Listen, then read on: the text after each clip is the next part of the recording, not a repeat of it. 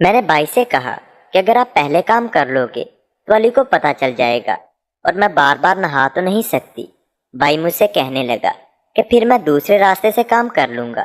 بھائی کی بات سن کر میں بہت پریشان ہو گئی اور اس رات اس بات کے بارے میں سوچنے لگی کہ جب بھائی نے میرے ساتھ دوسرے راستے۔ دوستو، میرا نام سمرین ہے اور میں دیہات میں رہتی ہوں اور میری عمر 20 سال ہے۔ علی میرے ساتھ کام کر کے بہت خوش ہو رہا تھا۔ علی کہنے لگا کہ سمرین تم بالکل ویسی لڑکی ہو جیسی میں چاہتا تھا، اور کام کے بارے میں بھی تمہیں کافی نالج ہے۔ تم نے تو آج میرا پورا ساتھ دیا ہے۔ لگتا ہے تم بہت ساری فلمیں دیکھتی ہو، تبھی تو اتنا سب کچھ جانتی ہو۔ کیا تم ان فلموں کی شوقین ہو؟ اور کہنے لگا کہ جب ہماری شادی ہو جائے گی تو ہم اکٹھے بیٹھ کر ان فلموں کو دیکھیں گے اور پھر اسی طرح سے کام کریں گے۔ شادی کے بعد تو ہمیں اور مزہ آنے والا ہے۔ میں علی کی بات سن کر بہت حیران ہو رہی تھی، لیکن اپنی حیرانی میں نے علی کو ظاہر نہیں ہونے دی۔ عموماً تو لڑکوں کو پتہ چل جاتا ہے کہ لڑکی کنواری ہے یا کسی کے ساتھ کام کروا چکی ہے، لیکن علی نے مجھ سے ایسا کچھ نہیں پوچھا۔ وہ تو میرے ساتھ کام کر کے بہت خوش تھا۔ میں نے اپنی حیرانی چھپاتے ہوئے علی سے پوچھا کہ علی تمہارا کام ہو گیا ہے یا بھی اور کام کرنا ہے؟ علی مجھ سے کہنے لگا کہ دل تو ابھی نہیں بھر رہا ہے، لیکن پھر بھی جانا ضروری ہے۔ میں امی سے کہوں گا کہ جلد سے جلد ہماری شادی کروا دیں، کیونکہ اب تو بالکل مجھ سے تم سے دور نہیں رہا جائے گا۔ سمرین، آج تو ہم باہر آ گئے تھے اس لیے ہمارا کام ہو گیا، لیکن آئندہ اگر میرا دل کرے تم سے کام کرنے کو تو میں کیا کروں گا؟ ہر بار تو تمہارا بھائی ہمارا ساتھ نہیں دے گا۔ ہم ابھی بھی ایک دوسرے کے قریب ہی لیٹے ہوئے تھے۔ میں نے علی کے سینے کے اوپر اپنا سر رکھا ہوا تھا۔ ہمارے بدن پر ایک بھی کپڑا نہیں تھا۔ ہم نے اپنے بدن کو ڈھانپنے کے لیے چادر کا سہارا لیا ہوا تھا۔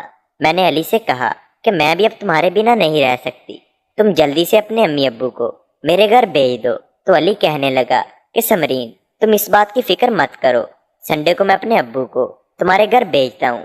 میں نے ساری پلاننگ کر رکھی ہے اور امی کو بھی تم بہت پسند ہو۔ جلدی سے کپڑے پہنو، نہیں تو ندیم تمہیں لینے آ جائے گا اور اسے ہمارے بارے میں سب پتہ چل جائے گا۔ میں نے کہا ہاں ٹھیک ہے علی، اب ہمیں چلنا چاہیے۔ میں نے علی کو یہ نہیں بتایا تھا کہ میں بھائی کو بتا چکی ہوں کہ میں علی کے ساتھ کام بھی کروں گی۔ اب ہم نے کپڑے پہنے اور پھر چھت پر چلے گئے جہاں ہم نے بھائی سے ملنے کی بات کی تھی۔ بھائی ہمیں یہیں لینے آنے والا تھا۔ ہم سمندر کے کنارے پہنچے تو بھائی پہلے ہی وہاں موجود تھا۔ بھائی نے مجھ سے کہا کہ میں کتنی دیر سے یہاں کھڑا ہوں، تم لوگ کہاں چلے گئے تھے؟ تو علی کہنے لگا کہ سمرین کو تھوڑی سی شاپنگ کرانے کے لیے گیا تھا، لیکن سمرین کو کچھ پسند ہی نہیں آیا۔ تو بھائی کہنے لگا ٹھیک ہے، اب اگر تم لوگ گھوم چکے ہو تو گھر چلو، نہیں تو امی مجھے ہی باتیں سنائے گی۔ ہم علی کی گاڑی میں بیٹھے اور گھر کی طرف نکل گئے۔ علی نے گاڑی گھر کے تھوڑا آگے ہی روک لی تھی۔ میں اور بھائی گاڑی سے نکلے اور علی کو سلام کیا، پھر اپنے گھر چلے آئے۔ میں گھر کے اندر گئی تو امی کچن میں کھانا بنا چکی تھی۔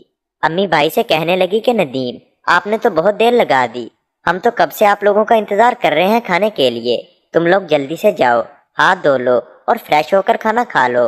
میں نے امی سے کہا کہ امی میرا کچھ بھی کھانے کا دل نہیں کر رہا۔ امی کہنے لگی سمرین تم کل ڈاکٹر کو دکھا لینا، تم کافی دبلی ہوتی جا رہی ہو۔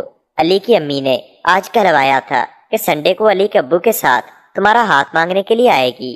ہمیں تو رشتہ بہت پسند ہے، لڑکا بھی اچھا ہے اور گھر والے بھی اچھے ہیں، ہم جلدی تمہارا اور علی کا نکاح کر دیں گے۔ میں نے یہ بات سنی تو شرما کر اپنے کمرے میں چلی گئی اور اپنے بیڈ پر لیٹ کر مسکرانے لگی۔ اس وقت میرے موبائل پر رنگ ٹون بجی۔ میں نے دیکھا تو علی کی کال تھی۔ میں نے کال اٹھائی۔ ادھر سے علی نے مجھ سے کہا سمرین تمہاری امی نے تمہیں کچھ کہا تو نہیں؟ میں نے کہا نہیں، امی نے مجھے کچھ بھی نہیں کہا۔ امی نے تو مجھے ایک بہت اچھی نیوز سنائی ہے۔ تمہاری امی نے میری امی کے پاس خبر بھجوا دی ہے کہ سنڈے کو ہمارے گھر رشتہ لے کر آئیں گے۔ امی ابو اس بات سے بہت خوش ہیں، وہ جلدی ہی ہمارا نکاح کرنا چاہتے ہیں۔ تو علی کہنے لگا کہ نکاح میں تو ابھی کافی ٹائم لگ جائے گا، میرا تو پھر سے دل کر رہا ہے تمہارے ساتھ کام کرنے کو۔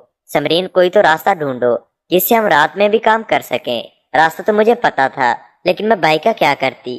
میں اگر بھائی کے کمرے میں نہیں جاتی ہوں تو وہ میرے کمرے میں رحیمہ کے سامنے ہی آ کر کام کرنے لگتا ہے۔ اگر کسی دن رحیمہ نے یہ سب کچھ دیکھ لیا تو وہ امی کو جا کر نہ بتا دے۔ مجھے اس بارے میں بھی بھائی سے ابھی بات کرنی ہوگی۔ پھر علی کی ادھر سے آواز آئی سمرین کیا ہوا، تم کیا سوچنے لگی؟ میں نے کہا نہیں علی، ایسی کوئی بات نہیں ہے، میں کچھ سوچ نہیں رہی تھی، مجھے تو وہ پل یاد آ رہے تھے جو میں نے تمہارے ساتھ بتائے ہیں۔ علی کہنے لگا کہ میں بھی جب آنکھیں بند کرتا ہوں تو تمہارا حسین چہرہ میری آنکھوں کے سامنے آ جاتا ہے۔ سمرین کچھ کرو، نہیں تو میں تمہاری یاد میں ساری رات سو نہیں پاؤں گا، تڑپتا ہی رہوں گا۔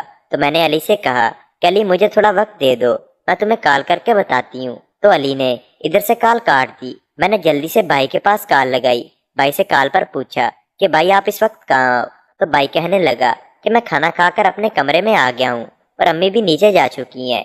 میں نے بھائی سے پوچھا کہ رحیمہ کہاں ہے؟ بھائی کہنے لگے کہ رحیمہ تو چھت پر گئی تھی۔ میں نے کہا ٹھیک ہے بھائی، میں تمہارے کمرے میں آتی ہوں، مجھے کچھ ضروری بات کرنی ہے۔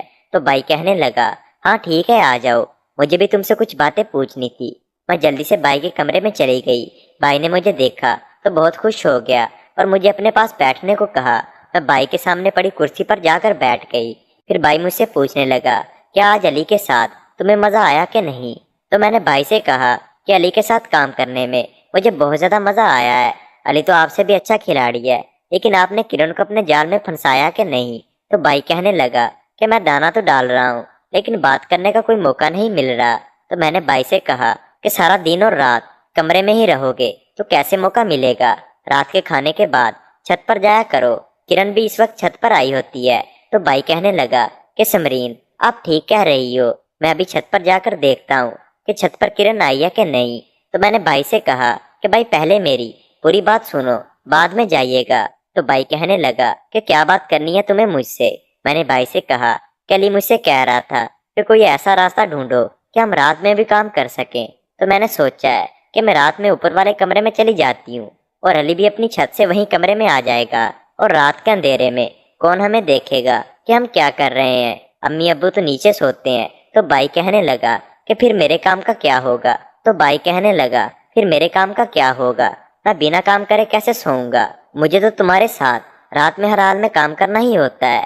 میں نے بھائی سے کہا کہ اگر آپ پہلے کام کر لو گے تو علی کو پتہ چل جائے گا اور میں بار بار نہا تو نہیں سکتی۔ بھائی مجھ سے کہنے لگا کہ پھر میں دوسرے راستے کام کر لوں گا۔ بھائی کی بات سن کر میں بہت پریشان ہو گئی اور اس رات اس بات کے بارے میں سوچنے لگی جب بھائی نے میرے ساتھ دوسرے راستے کام کیا تھا۔